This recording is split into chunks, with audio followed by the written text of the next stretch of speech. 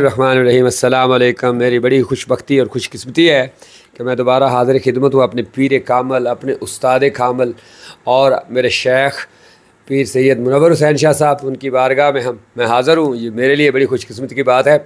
इनसे मैं पूछने लगा हूँ कि जिन लोगों की लुकनत होती है, लुकनत है, जो बोलते हैं और बोलने में लुकनत आती है, तो उसके लिए वजीफ़ा क्या है और कितने दिन पढ़ना है? अस्सलाम वालेकुम पीर साहब। वालेकुम सलाम व रहमतुल्लाह। ये लुकनत के लिए कोई वजीफ़ा बताएं, जो अड़ते हैं बोलते हुए जो है ना लुकनत आ जाती है। इसके लिए ये रब्बि इश्रह ली सदरी व यस्सिर ली अमरी वहलुल उक़दतम मिन लिसानी यफ़क़हू क़ौली।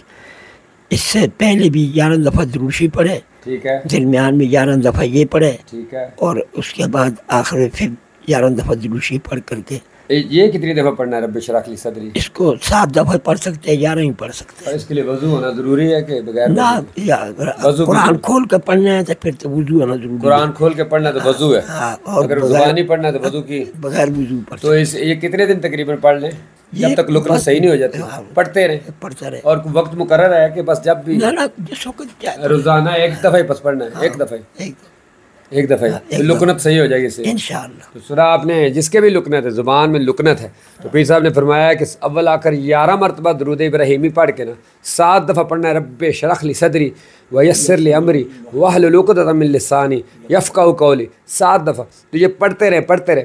इससे अल्लाह के फजल व करम से लुकनत दूर हो जाएगी। और आपको पता है जैसे मूसा अलैहिस्सलाम अल्लाह के पैगम्बर थे, उनको भी लुकनत थी, तो अल्लाह ने उन्हें बताया था पढ़ने के लिए कि पढ़े रब्बि इश्रह ली सदरी व यस्सिर ली अमरी वहलुल उक़दतम मिन लिसानी यफ़क़हू क़ौली। अल्लाह ने उनकी लुकनत दूर की थी इस आयत से। तो अल्लाह वो लहू मुल्कुस समावाति व मा फिल अर्द, और अल्लाह वो तबारकल्लज़ी बियदिहिल मुल्क व हुवा अला कुल्लि शैइन क़दीर, वो हर चीज़ पर कादर है। आप ये कुरान की आयत पढ़ें और इसे पढ़ते जाएं, इससे आपकी ज़ुबान की लुकनत इंशाअल्लाह, छोटे हैं या बड़े हैं, ठीक हो जाएगी। आपने इसे शेयर भी करना है, ये सदका जारी है।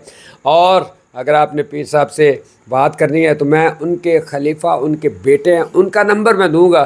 अगर आप बात करना चाहते हैं तो पहले उनसे आपने बात करनी है और परमिशन लेके, और लंबी बात नहीं करनी प्लीज़। पहले वो मुझसे खफा थे, बड़ी मुश्किल मैंने उन्हें मनाया, तो वो बड़े खफा हो गए थे, इतनी कालें और इतनी फजूल कालें।